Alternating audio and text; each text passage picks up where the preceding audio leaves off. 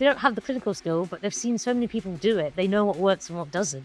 And if you get on with them, and if they can teach you something, it's like going on a course. And I could have paid to go on a course for someone to teach me how to do that.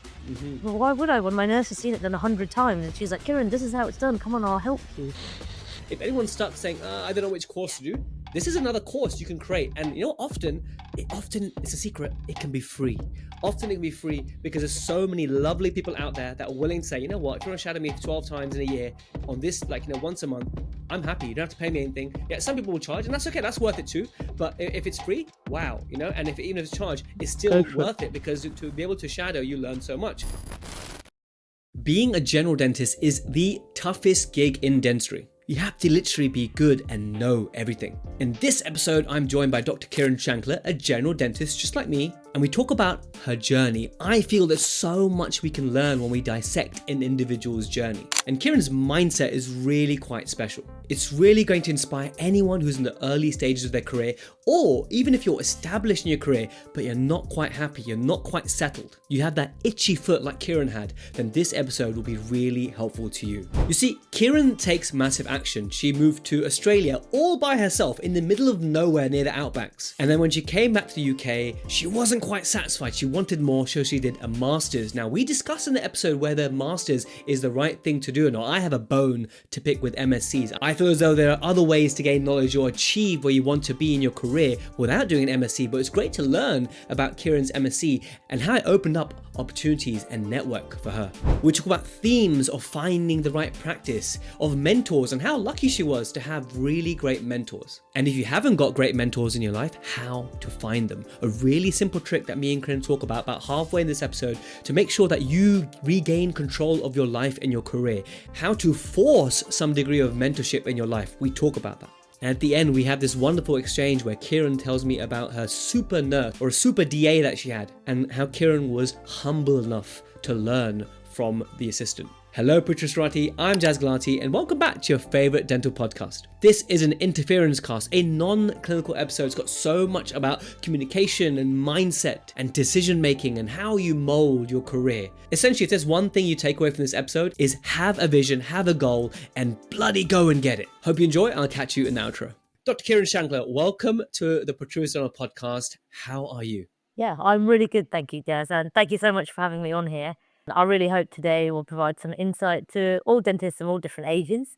And hopefully when people look back on their career or they look at what they do on a day-to-day basis, they can look at it in a more positive, light and reflect on it positively. You have a journey, and we were talking every time I see you at one of the BDA events, and I learn about what you're up to. And you told me an interesting thing about how you're working in an orthodontic practice, and you managed to get a gig where you're doing all their restorative work. And I said, "Wow, Kiran, that's amazing. How did you even land that?" And so there's so much to learn about an individual's journey. Some of the best episodes we've had in the podcast, Interference Cast, is just learning about an individual's journey. Not that yours is the only way, but having your way exposed on the table with all the frailties, all the good bits, the bad bits, the warts and all, if you don't mind, it's really going to help a lot of people. And I'm sure you get loads of dentists coming up to you asking, okay, well, how did you get to where you are today in terms of the kind of the work mechanics? So I guess we have to start at the beginning, Kiran. Tell us about yourself. Yeah, definitely. I mean, it's, strange that you say that because I don't see myself any different to any other dentist. I just think I'm a normal dentist, just go to work, live life the way you want. And so I guess my journey started probably when I was 16 when I got my GCSE results and never wanted to do dentistry. Didn't know anything about dentistry. My sister's a year older than me, so she was going to apply for medicine. We always knew that. And I'm middle child, so parents are like, okay, this one we've got to keep control of. And I got my GCSE results, and it just happened. A family friend who's a dentist just called to see how I done. She said, "Oh, Kiran, hey, how have you done?" And I said, "Oh, actually, I did a lot better than I predicted. I ended up with all A's." And she was like, "Oh, why don't you do dentistry? It's great for female. You can work part-time. You can travel." I thought, okay, great. This is what I'm going to do. And then I remember I came home and I told my parents a few days later, like, okay, I think I'm going to become a dentist. I had to go to school, I had to change all my A-level subjects because I'd applied for all like IT and business studies. I changed all sciences. Even to the day, Jazz, my dad, I saw him last week and I was talking to him and he still says, "I still can't believe you're a dentist because we thought you were going to do business or IT." And this is like 11 years graduated now. So, and I guess the thing with me is once I want to do something, I will try and do everything I can in my power to make it happen. So I'm not someone who was born smart. I had to study. So once I decided I wanted to do dentistry, most afternoons, evenings, I was studying, just studying, studying, studying. And even through dental school, like had a, 5 years at Birmingham Dental University was fantastic. Really, really enjoyed it. But I was studying a lot because I know I'm not, naturally smart. But I always said to myself, if you work hard and if you're driven enough, it will happen. What's there to stop you? What are the barriers? And I think that goes for dentistry now as a profession. Like, if you want something enough, and if you knock on enough people's doors, and if you do all the right things, eventually it will happen. It might not happen on day one. It might take 5 years to get there, 5 months to get there, but it will happen because you just need to believe in yourself because no one's going to do that for you. You can have a great support network and great family and friends. But at the end of the day, what goes on up here is what's going to control you. And I saw Two questions on the back of that, Kiran, if you don't mind. Just two questions on the back of that is, number one, a reflection actually is that, yes, totally, you have to carve your own path and you have to do it your way. But then that thing about you feel as though that you had to work hard because maybe you didn't think that your educational prowess maybe was at that level of it. So you feel as though you had to compensate, right? But, how much ever hard each individual works, the results, the marks that you get at dental school, has it been your experience and observation that there is zero correlation between how well you do at dental school and then what ends up being after you qualify? Oh, yeah, definitely. I mean, there were some exams I was just passing, like 51, 52%. But that didn't matter because it was a pass, right? That's all that matters. It's like a tick box exercise. Get the GCSEs to do A levels, tick. Get the A levels to get into dental school, tick. Get your degree in dentistry to get a job, tick. Because now no one is ever going to ask you, what did you get at what did you pass with or anything like that. And I think people focus too much sometimes on the educational side and maybe not so more on the soft skills like communication But and or emotional talking to intelligence. people. Exactly, yeah, And emotional so the reason I wanted intelligence. to mention that, Kieran, is because students listen, and I just it's a weird one. It's a double-edged sword because I want them to work hard at school. I want them to do the best they can, but I don't want them to think that if they don't get 95% and then there's people around them getting 80s and 90s and they're feeling like, oh my god, what am I doing my 54 here? Don't think for a second that that's going to determine your success after dental school. That's the message I want to send out, and I'm glad you agree with that, and I'm glad you're a living example of that. And the other thing is that Definitely. family friend dentist that called you when you got your results, she sold you a dream. The dream that she told you was, be a dentist, it's great for females, you can work part-time, you can go travel. Are you working part-time? Are you traveling? Do you think this prophecy came true? Yeah, I would. Now that I'm in some nice practices, I've got stability. It happened. Like what she said, it's exactly what she said it would be. So this is everyone has their reason why they work hard, why they go to work and everything. So for my 20s, it was to travel. I've been very, very fortunate. I was brought up traveling with my parents, and after I graduated, always once or twice a year, I'd always go somewhere. I've seen all the wonders of the world. I've climbed the top of Mount Kilimanjaro. Done a lot of backpacking holidays. So for me, that's fulfilled. That point is fulfilled. And even with the part time, it's very, very difficult because in dentistry, you can work as much as you want or as little as you want. And sometimes there's other external pressures which might say, okay, you need to work a little bit more. So you might go get that 5 day a week job, 6 day a week job. But I've noticed when I've done that in the past, I end up not liking work. I get really tired, I get frustrated because you're constantly working. You're mentally always thinking on the go. When you're working as a dentist, there's not one point where you think, oh, I could just sit here and relax. You're always having to think.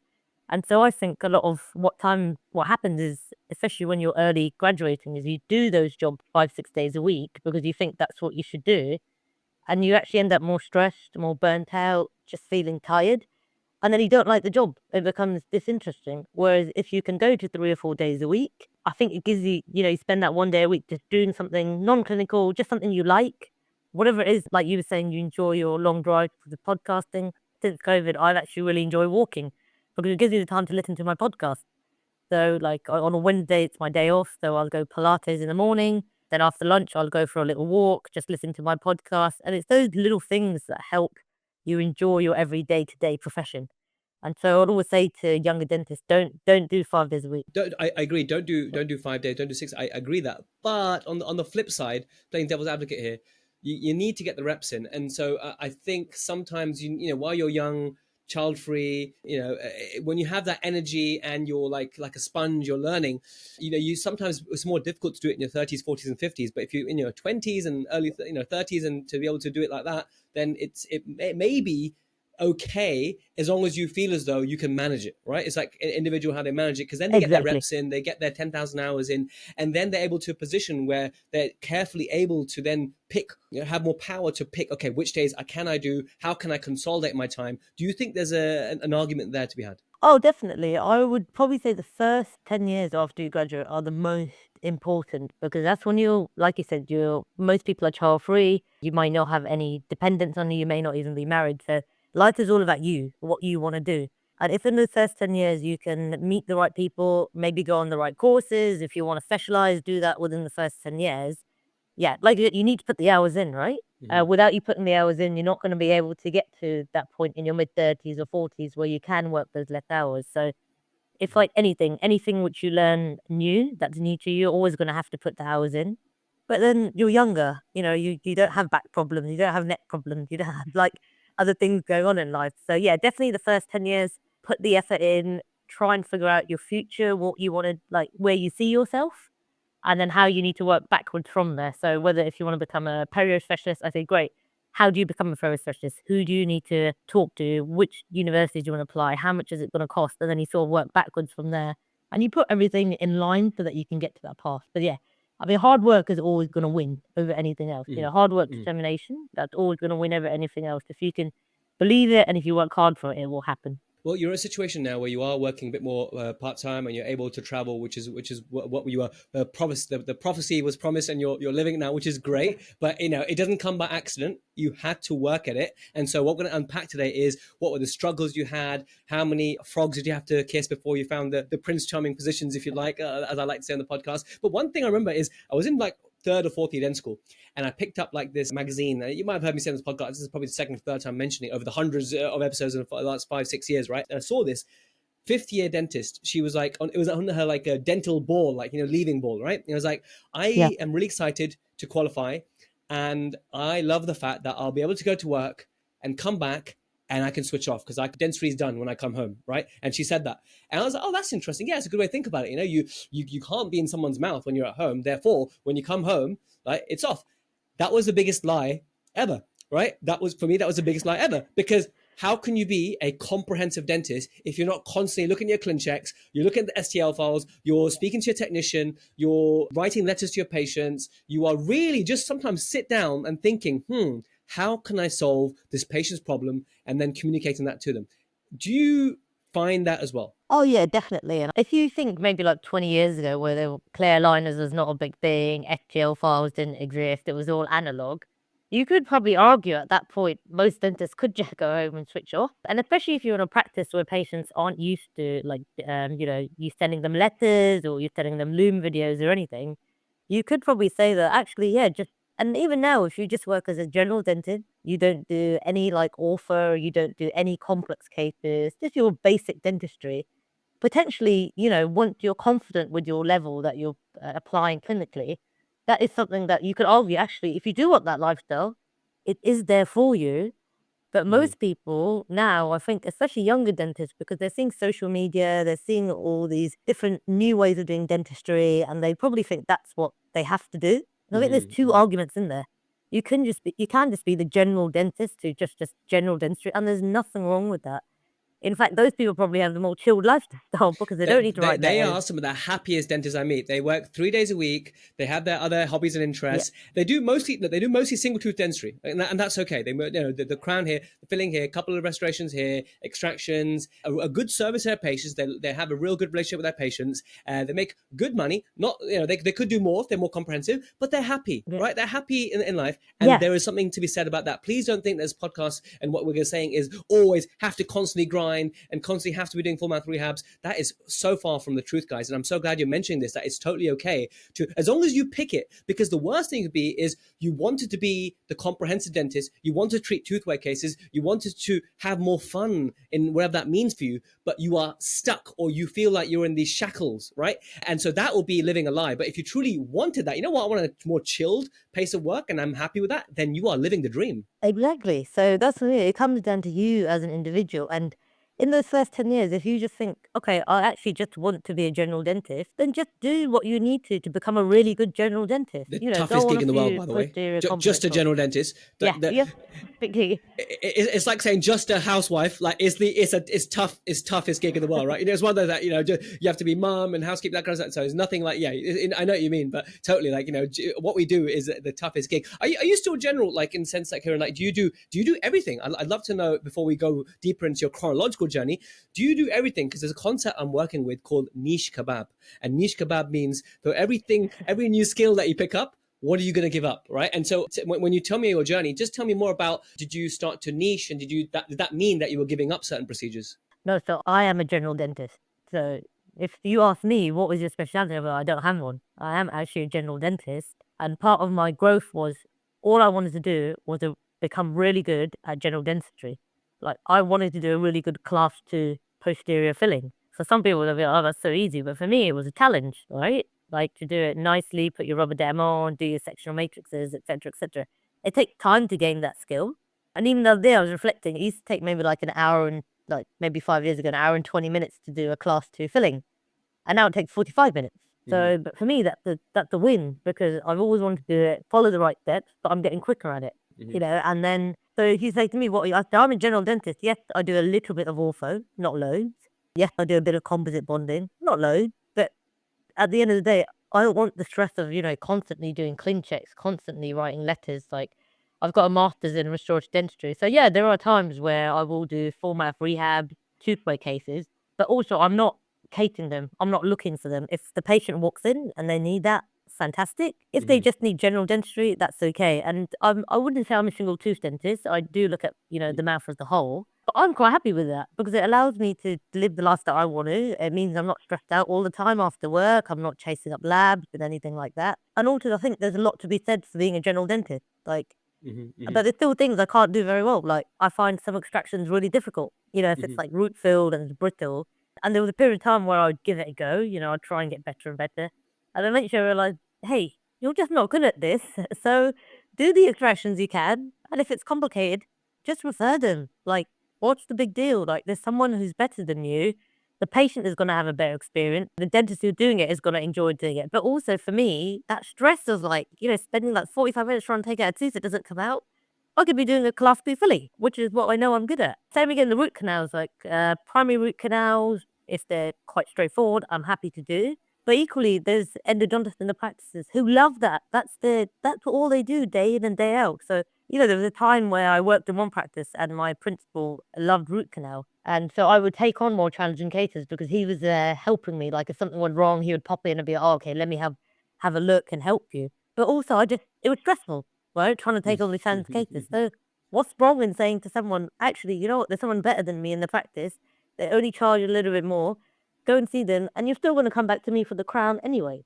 So, yeah, no, I'm a general dentist. And I love that. But two reflections there. One is cherry picking. Like, there's so much crap we have to deal with as general dentists, and such a difficult job. Therefore, one of the good things going for us is the ability to cherry pick, to pick the low-hanging fruit, okay, and feed the specialists, because they need to eat as well, right? And so sometimes it's not the procedure, sometimes it's the patient, okay? And specialists hate this. Specialists hate it when they hear this, right? Sometimes it's not the procedure, sometimes it's the patient that's being referred, and that's why you're specialists. You have to deal with the tough patients and the tough procedures. That's okay, right? That's, you know, suck it up, buttercup. That's what you picked, so that's fine. And there's a beauty in just making peace with the fact that, okay, this is all the things I do. These are things I will do to a certain complexity, and I'll refer that. But the other thing is, like, you know, it's good to do some things that are a little bit tricky now and again. And I like what you have. Is very similar to what I have, whereby if a comprehensive care patient walks in, right, and I love that, but I don't want my diary like full of that, right? Because sometimes it's really nice with not getting enough sleep sometimes with the kids and everything that happens around the scenes. You go in and you got, even though my receptionists know I hate the checkup days, right? It's a stable list of patients. It's a nice to catch up with my patients. It's very sweet to just learn about this. One of the beautiful things about being a dentist compared to a GP is that relationship that you can build with your patient. And so sometimes a checkup day, some basic dentistry that I can literally do with my eyes closed, but it's okay because now there's other things that I could be taking my energy and my time. Whereas when that comprehensive care patient comes in, and that excites you, then that keeps you going basically. But if, as Ian Buckle taught me many years ago in the Dawson Academy, do you really want your list full of 3 or 4 comprehensive care patients a week? Like literally the amount of time you have to spend out of clinic and actually thinking time and how many things that could go wrong is often something that we think we'd like the idea of that, but it's something that actually can go quite south very quickly. Yeah, I would 100% agree. Like recently at work, I've had probably 4 comprehensive patients that have walked in for just checkups. And I've actually had to say to them, look, I actually need to take some time. I need to think about this. And I have to write you a treatment plan letter because it's not a straightforward treatment. But that takes time. Like that might take an hour to 2 hours of my personal time to write up. And then you have to link the treatment with all the specialists. Okay, you need some root canals redone.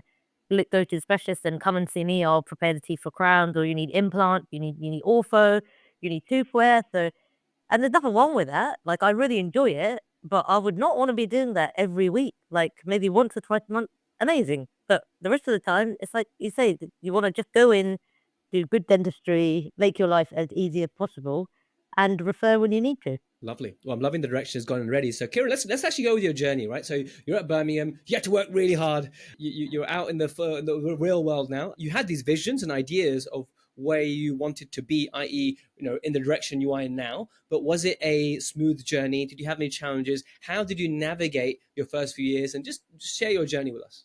Yes, I think the first few years when you graduate, life can be a little bit different to how you pictured. So I actually I did my FD training in a practice in Slough, and it was fantastic experience because we saw so many patients, they needed so many different things, and it was great. And then the year after that, I applied for more training because I thought maybe I'm not at that level where I think I can go into practice. So I got another training job, and it used to be a 140-mile commute every day, a round trip from where I lived Wow. to the How long would that practice. take? It, Like the whole day? I would start work at 8 and I'd leave at 6:40 and I'd get there like 10 to 8. But the beauty was there was no traffic at that time. So it'd be straight down the M40, like literally 50 miles down the M40 and then the 10 miles here and there. And same again, that my trainer there was a endodontist. So I had a trainer who's an endodontist and a regular FD1 trainer. And so I learned more about endo that year, so it got me used to doing a bit more endo with hand files and everything.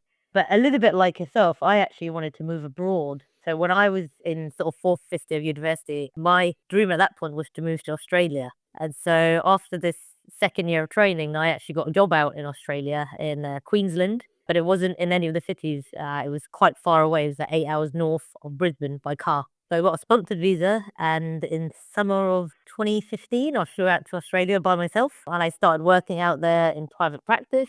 And it was nice. There was like a group of expat dentists who were all from the UK who were there. It was a lot slower paced dentistry. The weather was good. And, after 6 months after settling there, what I realized was that, okay, I actually want to get better at dentistry because at that time, I didn't think I was very good.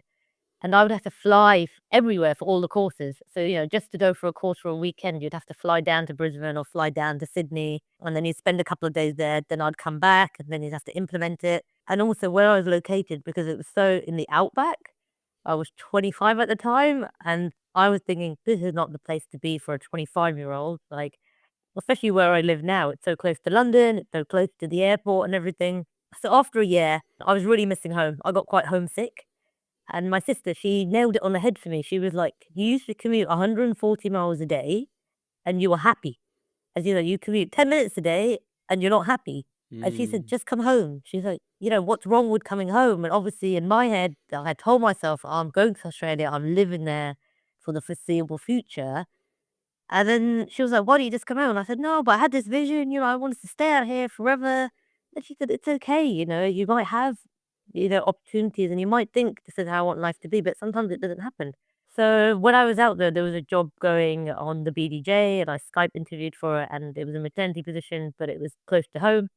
So I thought, actually, let me come home for a bit, do this job. see how Can I I just pause you feel. there and ask about Australia a little bit? Yeah, of course you can. Did you see any giant spiders? I just really want to know. Did you see any big spiders? Saw some big spiders and only saw one snake when I was out there.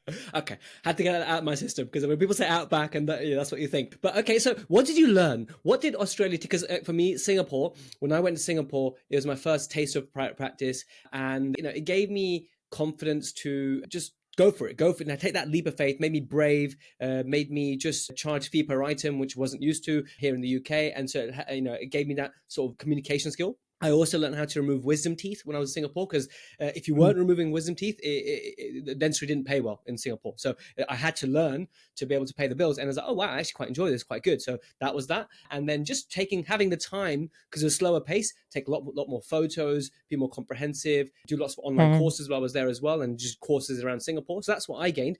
How did you find your year in Australia? How did you grow? So I found that obviously with private dentistry, it's, the patients know what they're paying for. So you didn't never had to have that difficult conversation, whereas maybe the NTS you had the options of private dentistry. So that was quite nice. I also found that it was a lot more care was given to the patient. So when I first started, I observed one of the lead dentists just doing a checkup and a hygiene appointment for a patient. And they went all the way to the extent they fluffed every single tooth for the patient at the end of their hygiene. And I was like, wow, I've never seen that before. The money doesn't matter. It was all about the patient, giving them the good quality dentistry, and it really made you slow down. But also, it sort of made me realize actually, I do like dentistry. Now I've had time to slow down, and I do want to do further education. Whereas sometimes, if you're in a really busy practice and you're not getting time to think, you're just in the daily grind, you kind of lose sight and focus of what you want. But I also realized when you do work in private practice, you don't have that influx of patients, the NHS patients coming in and out. You really have to work, and that takes time. That takes a lot of time. And recently at the practice I'm at now, I've been building a list for a couple of years, and it's a completely different skill to walking into a practice where you have a list of patients to walking into a practice where you don't have a list of patients. And actually, your biggest skill at that point, or the biggest thing you need to work on is communication, because these new patients are coming in and they're probably thinking, well, why should I come and see you? And so the biggest skill is communication, your emotional intelligence, it's soft skills. It comes like all to that.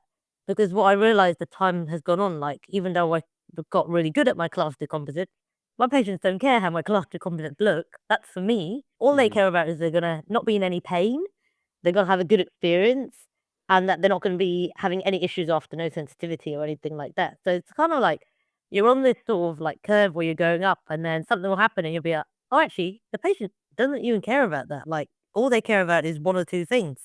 And as long as I can do that from then, everything else is just for myself. There's sometimes Mhm. in that you've got to go through that to realize that pressure that you're putting on yourself is maybe not necessarily needed. I said, see, but yeah, Australia was great because it opened up private dentistry, and then I Skyped for an interview here, which was in a private practice. So I came back and just started doing it a couple of days a week. And my principal at the time, he did implant and root canals. That was his sort of speciality or area of interest. The So yin and the when yang. I He did came back, I both. would exactly. And so that was really nice because anytime I struggled with root canals, he would always come in and he'd help me out. He'd be, oh, look, oh, the canal's here. Or actually, yeah, don't worry. And I think I was reading on the dentist the other day, like an associate had posted, oh, I've perforated and my patient's really upset with me. Like, how do I deal with the situation? But I think, same again, that comes down to communication, right? If you tell your patient at the beginning, look, I'm going to do this root canal for you, I'm going to try my very best. But sometimes complications do happen. Like, for example, I may not find the canal. Sometimes the morphology is different. I might go in the wrong direction, cause you a little perforation. So then when it does happen, you don't need to make a big deal out of it. You'll be like, oh, hey, remember I told you of perforations? Well, there's one there. I fixed it for you. But actually, this root canal is more difficult than I would initially anticipated. So why don't we get you in to see the specialist? There's no charge from me today, and they'll see you, and they've got a microscope, and they can deal with it. And even this year, like earlier this year, I couldn't find one of my long-standing patients, and I couldn't find a canal on the tooth. And I said to him, look, I told him before, look, these are some of the risks. And then I tried looking for it, I couldn't find it. And I thought, you know what? Why spend another half an hour on me drilling like here, there, everywhere, trying to find this canal? Just stop, just temporize it and just tell him, look, I couldn't find the canal, but I'm going to get you booked in one of the specialists. There's no charge for me today. And then got him booked in 2 weeks later. While he was having the treatment, I popped in just to say, oh, hey, how's it going? And then the endodontist was like, oh, Karen, look, I found the canal. You were so close. You just had to go a little bit further, and I had a look, and then great, they did the root canal. I put the crown on top. Patient was happy. So I think it's all about just communication, which is the skills which are probably now is becoming more apparent to dentists. But historically, in like the first probably 7, 8 years of my career, I didn't think anything about communication. The same again, and it was another principal who made me realize it's all about communication. And so when we talk about mentors, I think I've just been very lucky. The practices I've worked in, the principals has ended up being mentors. But I think if you're not in that situation, then what you sort of need Which to I do think is most people are not in that situation, Kiran. People message me saying, oh, I was promised this job and I thought my principal would be around, but the principal's just so busy working on the business and not in the business. The other way around, people working in the business, not on the business. And then sometimes dentists become entrepreneurs and they're trying to run a clinic and multiple clinics, and therefore they don't have time to mentor someone. You know, what you had was a wonderful arrangement that someone can just pop in, or you could pop into their surgery and get some help. That's a real wonderful thing. But I think it's becoming more and more scarce, especially with dentists working part-time and limited surgeries. Oh, I work on a Monday, therefore you work on Tuesday, therefore we can't work at the same time, kind of thing. So where does one get mentorship, you think? Hey guys, just Jazz interfering very timely. I just asked, where do you find mentors? Well, nowadays we have Intaglio. Intaglio is a company that I've co-founded, and it is here to solve the mentorship crisis. I want those who want to mentor to have access to mentees, and all those hundreds and thousands of dentists who want mentors, who are desperate because they feel isolated, they feel alone, they need help, they need to solve a problem, they want to get guidance on their cases. This is exactly why we set up Intaglio. Intaglio means the inner side of a crown or a denture. It also sounds like a pasta, which is why we went for the name. And the logo is a door because we're opening doors. Imagine being able to book 1 hour or a 10-hour package with a mentor, and maybe once a week or once a month or just a one-off session. Show them that bridge design that you're really struggling with, or that ClinCheck or that CBCT that you just want a second pair of eyes on. The mentor gets fairly remunerated, and you as a mentee get dedicated time rather than a rushed voice message on Instagram telling you what to do. There's also a mentorship certificate that you get with the reflection, so in the future to our regulator we can show that we are getting mentorship for certain disciplines. If you're interested in either being a mentor or a mentee, or both, check out intagliomentoring.com. That's intagliomentoring.com. I'll put the link in the blog. Let's get back to the main episode. So I think now, like you said, it's becoming more scarce that I think you kind of have to think your job is your job, and that's sort of your, daily grind. And if you can't find the mentorship there, then you need to do something else which might help you find the mentorship. So it might be like when I came back from Australia, I struggled with extractions as well. So when I was in my VT year, there was an oral surgeon who came from the local hospital to give us a course, like a 1-day course. Then I just contacted him. I said, hey, look, I'm back from Australia. Do you mind if I come to the hospital 1 day a month just to observe? And he was like, yeah, of course. He was like, come, anytime. It's like, you're more than welcome. So if there is someone who you think, oh, they're actually doing the sort of dentistry that I want to do, and they have no job opportunities available, but actually they seem like a nice person, just ask them, can I just come and observe you 1 day a week? Just to see what you're doing, whether it's implants, root canal, communication, anything, because surely that's better than you just sitting in your practice every day and you're not getting the fulfillment that you need. So even now, 1 day a month at my ortho practice, the principal will come in and he'll do all the new patient cons. And I said to him, I'm just going to sit there with you 1 day a month. So I'm taking a day out of my diary 1 month just to see how he talks to people, just to see how he communicates. What is he doing different that maybe I can choose? But that's my choice because I want to get better in that, right? So I think that's what I'd say to young dentists: find someone and who can maybe give you 1 day a month. It might mean you have to reduce your days or you might have to change your diet around something. But if that's really what you want to do, then do it basically, because no one's going to come knocking on your door. You got to knock on other people's doors.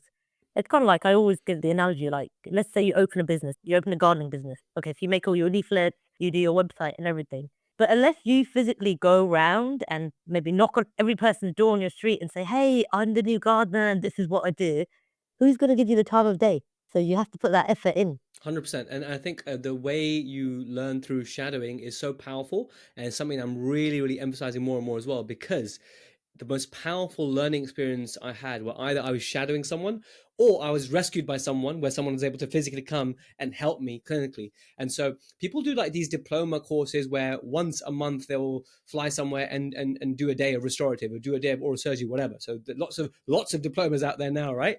And think of it as your own diploma, whereby you take a 1 day out to shadow someone. And if you just do that, that is just as meaningful, if not more valuable. then because you get to actually see the implementation of the knowledge that you learn in the courses. You don't just get the knowledge, you actually see the implementation, you see the communication. So if anyone's stuck saying, I don't know which course to do, this is another course you can create. And often it's a secret, it can be free. Often it can be free because there's so many lovely people out there that are willing to say, you know what, if you want to shadow me 12 times in a year on this, like, once a month, I'm happy. You don't have to pay me anything. Yeah, some people will charge, and that's okay. That's worth it too. But if it's free, wow, and even if it's charged, it's still worth it because to be able to shadow, you learn so much. So let's go back to the point where you came back. You were working just 2 days a week at that point, back from Australia. Did you then extend that to more days? And how do you navigate working in multiple clinics? Tell me more about that. So yeah, I was there 2 days a week, and I was at NHS practice 2 days a week. And then after this maternity cover, the principal said, "Okay, look, we're gonna actually build another surgery. We're gonna keep you on." So I thought, "Okay, great." So then I pushed up to 4 days a week, and it was nice. The one thing my principal said to me quite early on is he's like, "Kiran, you need to have a niche or something that you're good at. Whatever it is," he was like, "you choose what you want it to be, but that's the one thing that people will know you for, and they'll come to you for it." So I thought, okay, so I was like, "What can I do? What can I do? I don't know." I was like, "Should I do, MSc in root canal?" But I was like, "I don't love root canal." I was like, "Should I go do oral surgery?" I was like, "I don't love oral surgery." So I just thought, you know what? I'll just do a master's in restorative dentistry. I was like, and I'll just continue down this restorative dentistry path because that's what I like, right? It's like I just like the steps. It's all about the clinical skills, but it's very repetitive as well. So once you get very good at it, it's you can do things in a short amount of time, but to a very high standard. So I did my 4 years part-time masters at UCL Eastman. And same again, the benefit of working in this practice was the principal had also done a master's from UCL Eastman as well. She was very supportive. So anytime I had cases, I said, "Oh guys, I need to find like a resin bonded bridge case." So then people would have a look, be like, "Okay, Kevin, we've got this patient. Great. Okay, the patient comes see me, I'll take photos, document it." But it was very nice to have that support there. And I know that's not available again for all people, a lot of people don't get that with their principals. But if, let's say, that's the sort of masters you want to do, maybe have a look in your local area, see if someone has done a master's from the same university, and maybe they might be able to offer you a job 1 day a week or something like that. Or even like we're saying, just go and get the mentorship from them so that you can discuss cases with them and everything like that. So I did that 4 years part time while working in this one practice, and it essentially finished in 2020. How did you find that? I mean, I've got a devil's advocate to play again with the masters. We'll talk about that in a second. But how did you balance working 4 days in clinic plus the masters? Was that a difficult time in your career? Yeah, I mean, it was tough. Like most evenings, I would come home and I'd be basically working upstairs. The benefits I had was I was living at home with my parents, so they were still like molly cuddling me and making food and doing everything for me, which was really, really nice. I'll always be thankful to them for that and everything else. But it is tough, but it's also just a short period of your life, right? So you got to give to get. So there's no way I would be where I am today if I hadn't sacrificed that time. Okay, and I still traveled, like I still went on holiday because you still got the summer holidays and the Christmas holidays. So I still did what made me happy. And it was a sacrifice, and there was a lot of evenings or weekends which I'd missed away. Like friends would say, "Come," and I'd be like, "I can't, I'm studying." But I don't regret it because it helped me get to where I am today. So different people do masters for different reasons, right? And my bone to pick with masters, being married to someone with an MSc in pediatric dentistry, she got a distinction. She did very well at UCL. She did peds, right? And so she did brilliantly, and I saw how much effort she put in. And she was learning about, apexification and MTA and that kind of stuff, and this treatment and that treatment modality, and all sorts of niche things in pediatric dentistry. I was like, Sim, how many of these procedures have you actually done? Oh yeah, no, we haven't done any. And so my bone to pick with MSc is not necessarily your MSc, and you can shed some light Yeah. on that, but a lot of MScs, like implant MScs, right? How many implants do you actually place? Well, actually, I wrote a thesis, but either you place 0 implants or you only placed a few implants. And that doesn't mean you shouldn't do the MSc because it gives you great grounding, allow you to critique the research. Yeah. And some people just need like all the evidence and critique it to really feel confident. Okay, now I know what I'm doing. Now I can, unleash myself to the world. So what was your expectation of the MSc? Did it meet your expectation? Do you perhaps have any regrets of the masters, and perhaps how much hands-on exposure you may or may not get? Yeah, so I think and I completely get what you're saying about the other masters. I think with the restoration masters, because it's based, at least the first 2 years, on traditional general dentistry, doing your bridges, your crown prep, your fillings, I think you can't go wrong with that. But equally, there are also 1 year courses now where you could probably learn exactly the same thing. So you don't necessarily need to do a master's, maybe just a 1 year, like, solid foundation restorative course. You could probably gain exactly what you wanted from it. The third year from my master's actually did a lot of tooth wear. And that's something I really enjoy doing. So I do a few tooth wear cases, maybe one a month or something like that. But that's something I really enjoyed. So for me, I actually benefited from that. But that's not to say they're not great tooth wear courses out there as well.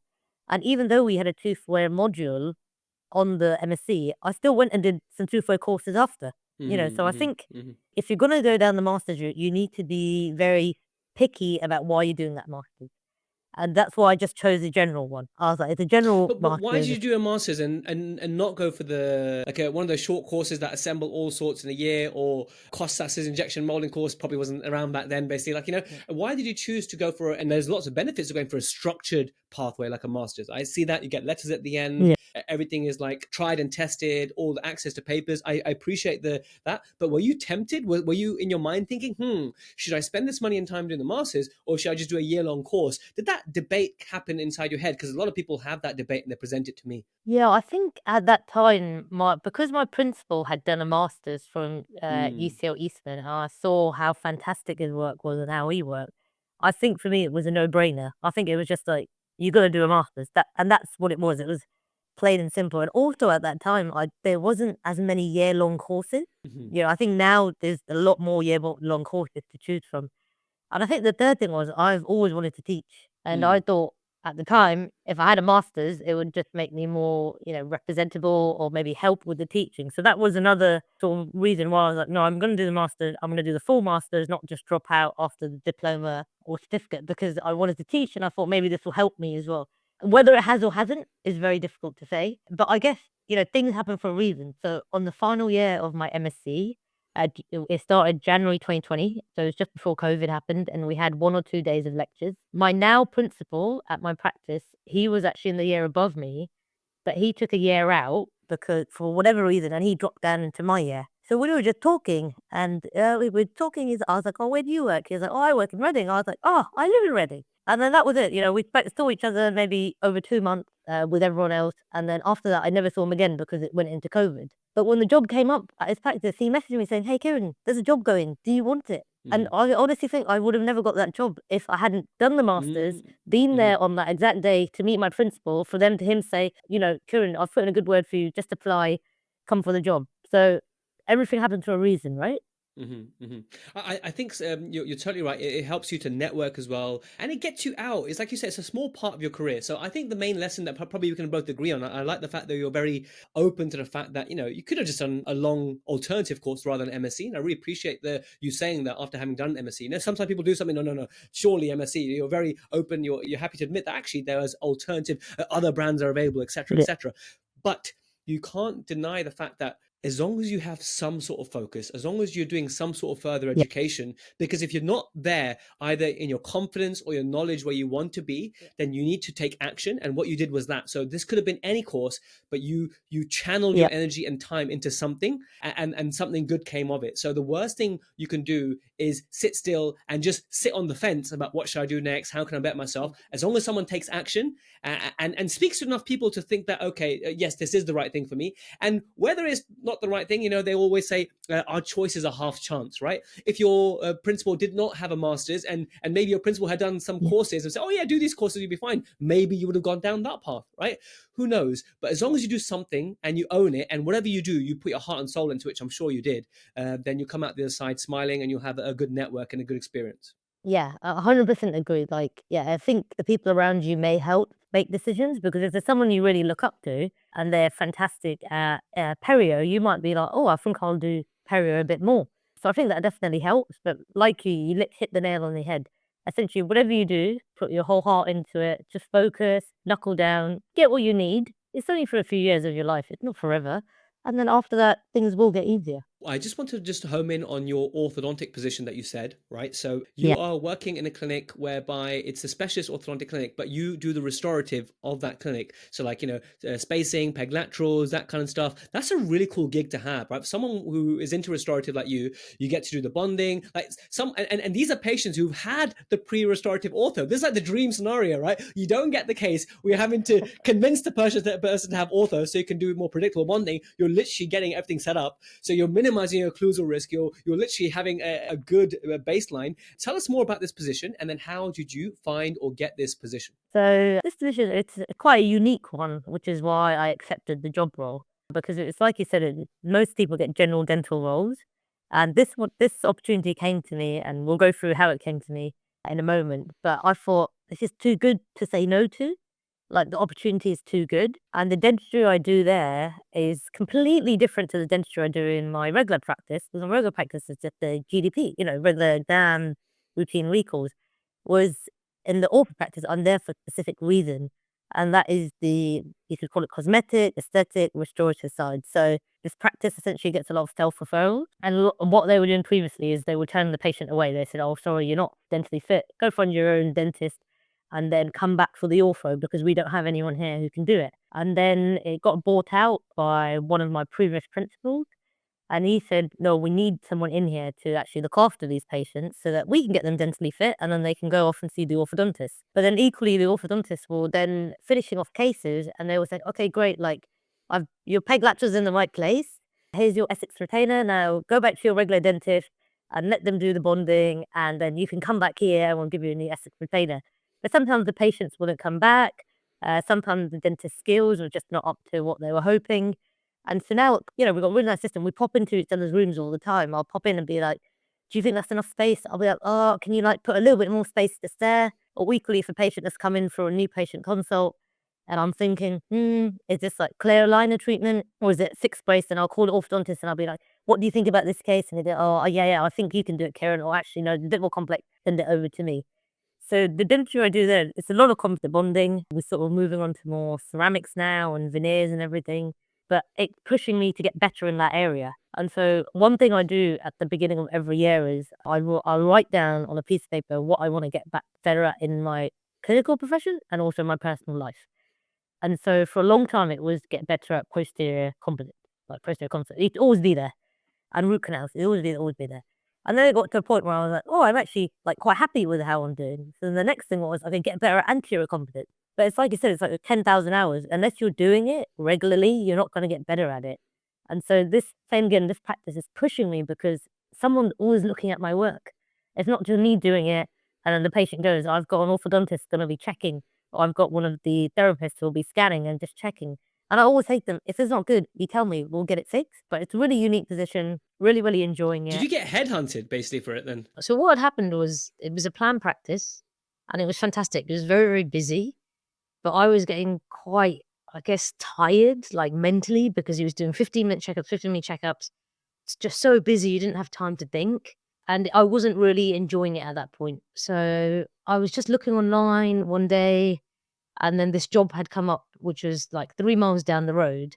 And essentially it was to work on referral from the principal dentist. So I was like, "Okay, cool. Like, this is something different. Let's go and try it." If it doesn't work, I haven't lost anything because I'm not leaving my regular job. They only want me there 2 days a month. So I started there, and essentially what the principal would work a couple of days a week. He would treatment plan the cases, and anything he thought that I could do, he would refer into me. So when I would go and I'd just have a full day full of basic treatment, and anything that was a bit more complex, he'd keep for himself. So I went there. And this is where I have to give a big shout out to nurses because we had the same nurse. So I remember the first day I went in and she said, "Okay, you're going to do these these buckle fillings." I thought, great. And she said, "You're going to use this instrument." And I was like, "Well, what's that instrument?" And she's like, "Don't you know what it is?" And I was like, "No." And it was basically Optroscope. And so she was like, and I was like, "So how do I use this?" And then she got her hand and she got a model. She said, "Okay, you're going to use it like this and you're going to brush it like that. And I'm going to give you some like brush and sculpt on the back of your glove. You're going to do this."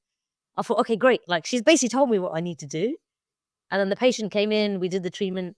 Then at the end, she was like, "Okay, Kiran, you did that good, but you could have improved here, here, and here." And I thought, okay, next time. I said, next time we'll do that. Wow. Well, next time we did a bit of, yeah. And this is what I mean. But, like but, sometimes, but some people can get really offended. Like I see posts all the time anonymously whereby, "Hey, I'm a dentist and I feel as though my nurse is undermining me, my assistant's undermining me." You could have, if you wanted to, Kieran, interpret that like, "Hey, who is she to tell me what to do?" But I appreciate and I like the fact maybe it's the way that she did it, or maybe it was you being an open-minded clinician, being growth mindset and being open to be like, "You know what, I'm willing to learn." So do you think it could have been that you could have misinterpreted that, or was her delivery, was her tact really good? so I think when you're in this position, you have to think, who's been qualified for longer in the dentistry profession?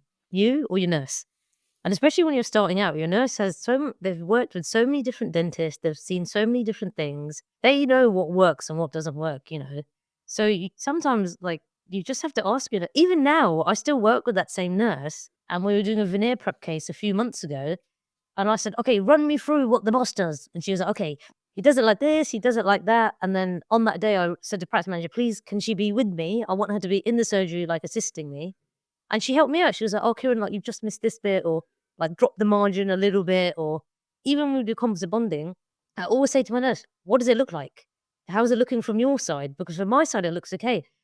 And then all my nurses are trained now to actually tell me, oh, Kiran, you've missed a bit, or it's looking a bit high here. You need to polish that back. But I think with this nurse, she was quite like confident. She was like, I'm going to tell you how it's done. Mm. And at that time, I wasn't the most confident dentist. So I kind of took it on board. But like what you said with these anonymous posts and stuff, don't feel afraid. These nurses have more, like, they don't have the clinical skill, but they've seen so many people do it. They know what works and what doesn't. And if you get on with them, and if they can teach you something, it's like going on a course. And I could have paid to go on a course for someone to teach me how to do that. Hmm. But why would I when my nurse has seen it done 100 times? And she's like, Kiran, this is how it's done. Come on, I'll help you. If they're willing to help you, like, you know, it's like another mentor, right? Just because they're a different job title to do doesn't mean that you should see them any different. You're a team, you work together. And I love it. Like, I really like working with this nurse, and she's now going to go on to become an orthodontist therapist. So I'm really, really happy for her that she's, you know, excelling in her career and everything. And she deserves it. You could tell, like, this is not your average nurse, right? She is a go-getter. Exactly. She's obviously very proactive, and she's not like a passerby looking at the clock waiting for lunchtime. She wants to have an active role, and you know, how wonderful that you had that experience, and how wonderful that you were so Yeah. nice about it to actually be receptive and willing to learn. Although, whereas other colleagues may be offended by that, I salute you. I think that's wonderful. Yeah, exactly. And then she would learn stuff from me, and then she would go back and tell the principal. And he'd be like, how do you know that? And she's like, oh, Kiran taught me. So it was like a two-way thing. Like, she was teaching me, but then I was teaching her. She really liked learning, and then she was going back and teaching the principal. And I think that's when I started realizing, and even the principal, and she was like, actually, you're very good, you know, at your posterior dentistry. It's just you need to get that confidence now. And so that's really where it started growing. I got the confidence. It was good to have that feedback, because when you work on referral, essentially the principal was responsible, right? So if something goes wrong, they want to make sure that you're looking after their patients, you know, you're treating them well. So he would always get feedback from the patients, or he would review my work. Oh, Kiran, that was good, but you could have improved there, or et cetera, et cetera. So I learned all of that, and that was a very niche position. The same again, I applied for it, got the part. If I hadn't applied, I would have never known about it. You took sort of the gamble, like I'll reduce 1 day or 2 days a month at my regular practice to try it. And I started enjoying it more, and then we picked up to every Friday. And then as he trusted me more, he started letting me do bigger cases. And then I still remember the first time I did my anterior composite bonding, because I hadn't done much of it. So same again, he had got the wax ups made, and the nurse was like, okay, Kiran, you're going to do this, you're going to do that. And the result was okay. Like, I look back on that result and I think, oh, that was really not that great. But then he followed up with the patient. It was booked in, and then he polished it. And then he said to me, oh, look, Kiran, next time you actually just need to polish a little bit more and get your, you know, just get the shapes a little bit better. And he took some photos, and I thought, okay, great. And then I thought, okay, I need to get better at that. So let me go on a course for that. So then I came back and I learned a few tips. And then my nurse was like, what are you doing now? And I said, oh, like, this is opaca. It helps with the joint line. She's like, oh, that's so smart. I'm going to go to, so it was a great relationship, and it really helped build the confidence. And unfortunately, what happened was that principal, he was a partner in that practice. So he sold his share, and he bought the ortho practice at the same time. So that's how he said to me, he had always said to me, look, Kiran, at some point, there will be a position there for you. I just need a year to get it going, and then you're going to come in as the lead restorative dentist. So in the back of my head, I always knew that that would happen. But it was great, because then it pushed me even more, because now I work with a team of orthodontists. But and we've got did you have the hygienists in MSc there. already? At this point, did you have the Masters already under your belt, right? Yep. So this is like 2021 onwards, essentially. So I had the Masters. And that gave you validation, that gave you confidence for application, that gave you, had you not had the Masters, maybe you would not have felt worthy to apply. I don't know. I'm just making it up. I'm just, you tell me. Yeah, I mean, it potentially, yes, like it could have been that way. And I always felt like my written CV would get me through the door, like, because it's like, okay, you got a Masters, you got this, you got that. But when it came to the interview, it was all about how I presented myself, the communication, like, because once someone knows you, all they want to know is that you're a nice person and you're not going to do any crazy dentistry. You're just going to be nice dentistry, good dentistry, keep the patients happy, keep the staff happy. And so for me, I think it was for myself. And I'm not saying everyone has to get masters. Not, you don't even have to go on a course. But for me, especially as a young dentist, I felt like it gives that tick box. Okay, yeah, cool. Like tick box. She's got the master. She's worked in a few nice practices. Okay, she must be okay. Let's interview her and see what she's like, basically. But it's I think, a lot of people, you need to network. I think that really, really helps. So, like, I'm part of the BDA Reading Committee, and I know you've come along to some of the lectures. But the best jobs you will get is through networking, and I think there's not enough emphasis on that. So, yes, I could have had my masters and everything, but would it have maybe led me to the positions I'm in today? Probably not, because one of them I got just through, networking. So I think you need to go, if you want to stay in your local area, you need to go meet local dentists, whether it's at your BDA events or if some practices do study clubs. Go in there, meet the dentist, meet the principal, get to know them, because at some point someone will say to you, "Hey, Kiran, we got a job going. Are you interested?" Because they know you're a nice person. They probably know your dentistry is good. That's why you come into all these study clubs. And that's what's going to open doors for you. I still remember once when I was leaving my NHS job before the plan practice got really busy, I was sitting on a table with one of the other committee members, and he said, "Oh, what are you up to these days, Kiran?" I said, "Oh, I'm working between two practices, but I'm not really sure about one of the practices." And he said, "Oh, we got a job going at our practice. Why don't you come and work there?" He said, "I'll put in a good word with you for the principal." I thought, okay, great. So he said, Google us. I Googled, and then the principal, he invited me. He said, "Yeah, I've heard good stuff about you. This is the surgery. Do you like it? When can you start?" And that was it. He didn't even want to see my CV. I He hear was this already like, all "I the know time, you're a good Kieran. I person." hear this all, and you're so right. Yeah. It is your network. So I think I'm shocked sometimes when I go to these BDA events or when I go to other study clubs, and the low turnout shocks me. Like, not that they're super low, because you guys run BDA in Reading really well in particular, but other ones where there's only 5 or 6 people or 10 people, where in the local area there's hundreds of dentists. So especially young colleagues, yes, we see a few, but where are you guys? You guys are complaining that there's no good jobs. You guys want to be able to network, but these very low ticket offers are there to go to these little study clubs or even free study clubs sometimes. Where are you? So make this a lesson to start shadowing people, start attending your local events, be inspired by your journey and your path. We're out of time now, Kiran, but any last thing you want to say before we wrap up? I think mainly just be happy. We're in a very fortunate position. I know some days it feels like we're not, but when you look at the general population of the UK and you see the struggles that everyone goes through, just think, I'm lucky to have this job. I think also just practice being grateful, because we don't do that enough. But if sometimes I sit there thinking, "Oh, what am I doing?" But then I'll have a look at a few photos or I'll look through things. I'm like, actually, I've done all this. Like, I forgot about that. A lot of time as humans, we focus on the negatives. Like, you're always just talking about negatives, but actually the positives you forget so quickly. Like, you forgot you did this amazing thing. So always reflect. Take the time once or twice a year to write down what you want to do, but also reflect on where you are, how far you've come. Like, if you had told me 3 years ago I would have been like lecturing internationally, I would be like, no way. But like, that happened this year for the first time, and it's nice to see, the hard work, the drive does pay off. And overall, dentistry is great, but it's just a profession at the end of the day. It's not who you are. It doesn't define you as a person. It's just one part of your life. So have other things in your life to keep you going, keep you happy, keep you motivated. And yeah, just find good mentors. I'm always here if people want to reach out or anything like that. Just drop us a Tell us your message. Instagram, because I want people to follow you and speak to you and tell you what a wonderful job you've done this episode. What is your Instagram? How can they follow you? So my Instagram is Shankla Smiles, Shankla. Even though I'm married, I don't think I'll ever change that surname because it's part of me now. And just send me Instagram messages. It's very easy for me to get in contact with you or anything like that. Well, thanks for sharing your journey, vulnerability, your decision making, the decisions that you make. And I'm so glad it worked out well for you. But I think it's because of you.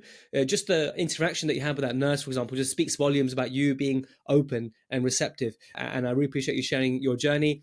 I also just want to add that, there's a lot of doom and gloom and to be positive, like you said. But one of the best things that I did is I stopped watching the news. I just don't watch the news anymore because the news is just depressing, negative headlines, sell, that kind of stuff. And in a similar vein, a lot of these Facebook groups that are there, and everything is constantly about litigation and patient complaints, and my principals Yeah. reduce my percentage or whatever, like a principal versus associate war. And so I often think that a lot of these groups are also becoming quite toxic and quite negative. And so it's nice to sometimes switch off from that. And if you want to join Protrusive Guidance, I want to give a plug here for the nicest and geekiest community of dentists in the world. I think everyone should look for other areas where people are a bit more like-minded, a bit more positive, just like you are, Kiran. So Kiran, thanks so much for giving your time up to Protruserati. You've inspired hundreds, if not thousands. So I appreciate that. I think it's really nice to learn about someone's journey, and I'm proud of you to see what you've done so far, and onwards and upwards, and see you at the next BDA event, I'm sure. Yeah. Thank you so much, Jazz, for your time. And yeah, good luck to everyone out there. Well, there we have it, guys. Thank you so much for listening all the way to the end. What change are you going to make from listening to this episode? If you're on Protrusive Guidance, our app, please comment below. I'd love to know what impact this had on you and what you will change about your mentorship situation or your work-life balance, or how you want to sort of choreograph your career. I appreciate you listening all the way to the end. I want to thank Team Protrusive for all the hard work they do. And of course, our guest, Kiran, who gave such a great real-world account of her journey. So do follow her on Instagram. This episode wasn't eligible for CE or CPD. We've got hundreds of hours of content on our app, Protrusive Guidance. So check out protrusive.app. And of course, if you're watching on Protrusive, you're already in the nicest and geekiest community of dentists in the world. Thank you so much. I'll catch you same time, same place next week. Bye for now.